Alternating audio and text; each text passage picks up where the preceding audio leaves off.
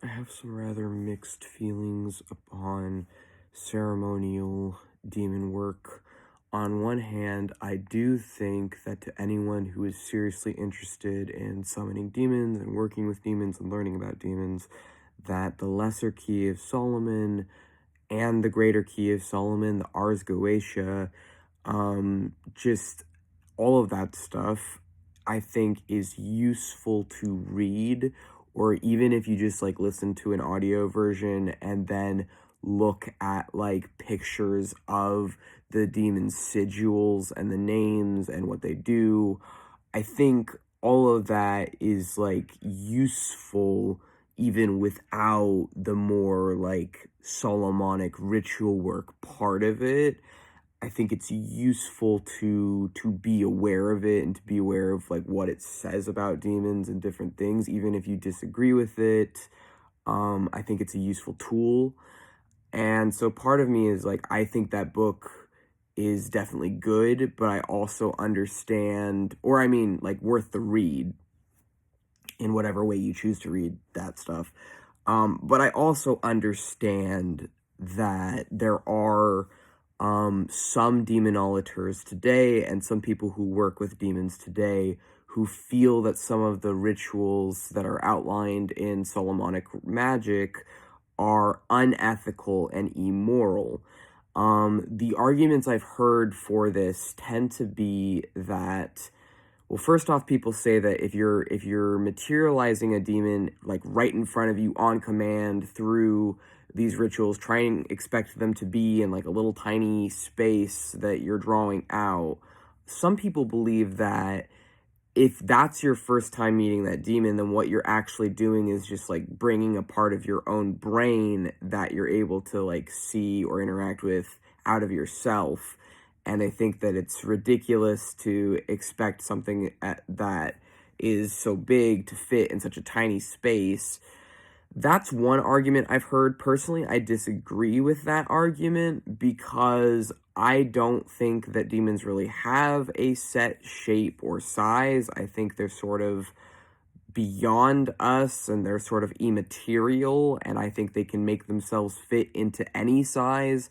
So if you draw like a triangle and expect them to fit in that, I think they can fit in that.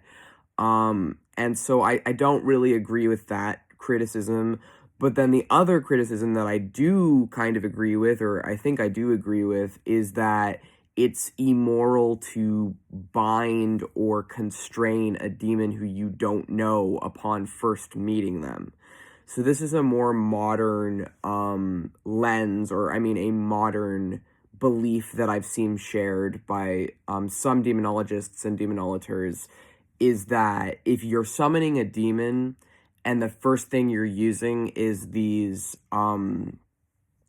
like drawing out things to bind and trap them as like the first thing you're doing, and then you're demanding they do something for you and you're not even giving them like a form of payment or other things, or you're just immediately like, I'm summoning you to do this, this is what I need you to do, and by the power of whoever, often if it's going to be ceremonial magic, by the power of God, I command you, demon, to do this thing for me. Well, a lot of modern demonolators and demonologists actually think that that is, right, from an occult perspective, not all, but some, think that that's immoral and that it's wrong to do that because you're demanding something from another sentient being. You're demanding something from essentially a god or another spirit, even if you don't see them as gods, even if you just see them as like equal to humans. um you're demanding something from someone you don't know, instead of like, the alternative would be like what I do and what a lot of other witches do, is sort of like commissioning a demon to do something for us. So like we say, if you do this, or I'm going to give you this offering, I'm going to give you this energy, and I'm going to ask for this thing, and it's all right if I don't get it. It's okay if like it doesn't work out. I'll forgive you, but I would really like this, and I'm willing to give you this in exchange, and I'm also willing to get to know you and to like talk about it kind of. So it's a lot more like casual, I would say, like my approach to demons. But then I also understand that on the other side of this, there's people who are like, okay, but these things can hurt you and they are dangerous.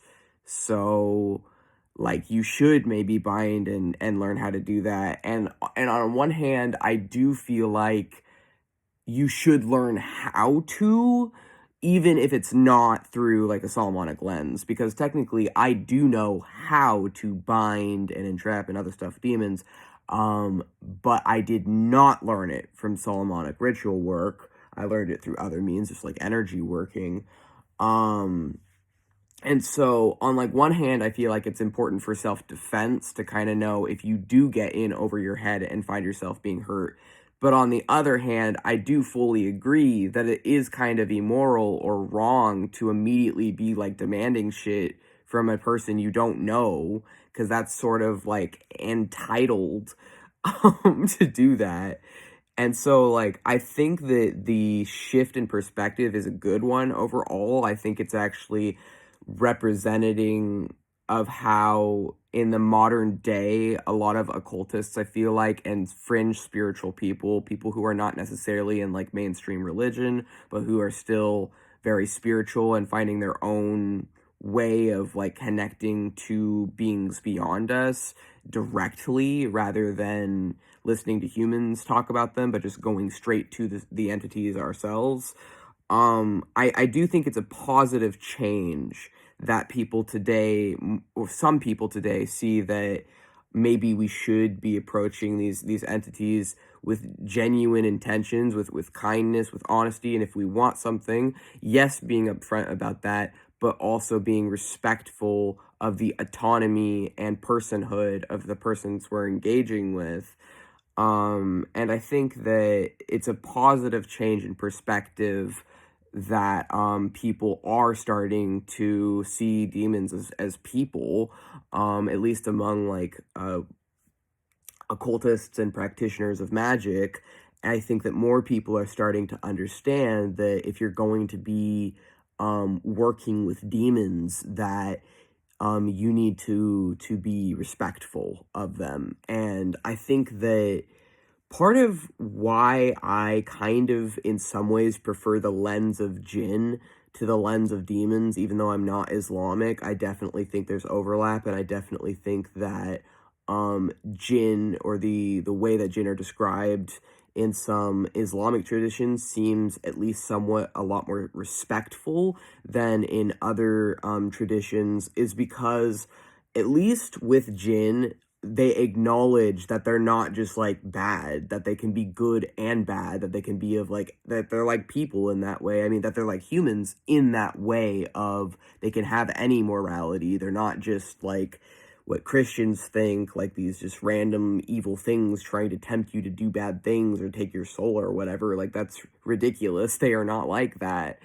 But, like, they are in another way kinda like humans where, like, yeah, some are jerks, some are nice, but same is true of humans. Like, there's no reason really to believe that they're any lesser than we are, I don't feel personally, and I feel like when you actually meet these people, you realize that they can have just as much diversity and range, as humans, if not even more so, because not only is their range, of course, just in, like, appearance and like powers and like what they do and other things, but there's range in how they work and what they are and their functions. Like there's a lot of different kinds, and it really seems like it's such a huge and massive category that it can't really encapsulate just one thing. It's like this huge umbrella is kind of how I see demons, as like a massive umbrella with a bunch of stuff under it.